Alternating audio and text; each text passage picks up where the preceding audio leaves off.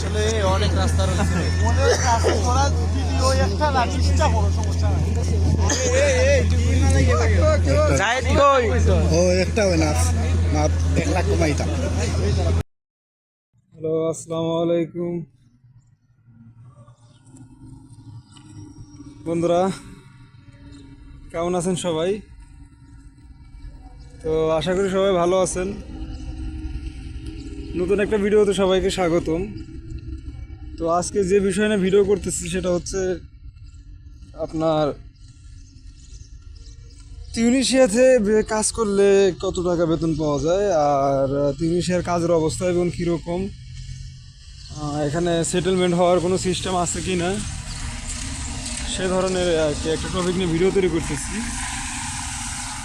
তো কথা হচ্ছে যে দেখেন, তিউনিসিয়া কিন্তু একটা মধ্যম আয়ের দেশ। এটা কিন্তু আপনার আমির যেটা সৌদি বা কুয়েত বা দুবাই বা আরব যে অন্য কোনো দেশগুলো, আর তিউনিসিয়া কিন্তু এটা আরব দেশ না, এটা কিন্তু আফ্রিকান দেশ, আফ্রিকা মহাদেশের মধ্যে পড়ে, এটাও আপনাদের জানতে হবে।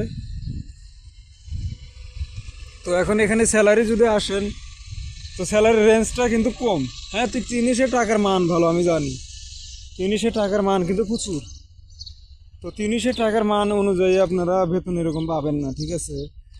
আর অন্য একটা কথা বলি, তিউনিসিয়া কিন্তু একটা শক্ত দেশ। আমি মরক্কো থেকে কিন্তু তিউনিসিয়া শক্ত দেশ। আমি আপনাকে বলি, এর কারণ হচ্ছে তিউনিসিয়া সাপোর্ট করে কিন্তু ফ্রান্স। মরক্কোকে কিন্তু শেল্টার দেওয়ার মতো কোনো দেশ নাই। কথার কথা, আজকে যদি তিউনিসিয়াতে যুদ্ধ লাগে, কালকে ফ্রান্স কিন্তু তিউনিসিয়ার পাশে দাঁড়াবে। যেভাবে হোক তারা দাঁড়াবে, সম্পূর্ণ সাপোর্ট না দিলেও দাঁড়াবে তারা, কিন্তু মরক্কোর পিছিয়ে দাঁড়ানোর মতো কিন্তু কোনো লোক নাই। তো এই দেশের অর্থনীতি, এই দেশের অনেক কিছু ডিপেন্ড করে ফ্রান্সের উপর। ফ্রান্স অনেকটা সহযোগিতা করে তিউনিসিয়াকে।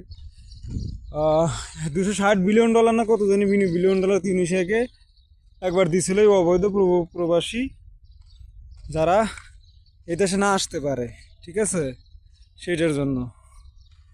তো তিউনিসিয়াতে যে মেন কথার মধ্যে আসলে যায়, মেন টপিকে, তিউনিসিয়াতে যদি আপনি কাজ করতে চান, প্রতি মাসে হয়তো বাংলাদেশে 30,000 টাকা বা 25,000 টাকা সেভ করতে পারবেন যদি কাজ করেন। দেখেন, কাজ করলে সারা পৃথিবীতেই করা যায়, এমন না যে শুধু তিউনিসিয়া বা আরব দেশগুলি, সেরকম না। কাজ করলে সারা পৃথিবীতেই করা সম্ভব।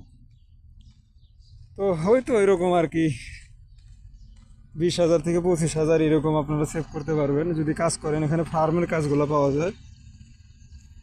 তো আশা করি সবাই ভালো থাকবেন নতুন ভিডিওর জন্য।